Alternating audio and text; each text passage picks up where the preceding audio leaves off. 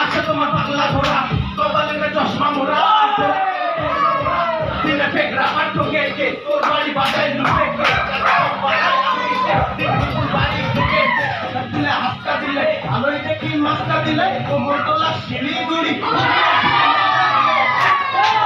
কাটে ঝিলাই থেকে চন্ডি কাটে খাবো চীনা বাদাম দেখা করিস তোদের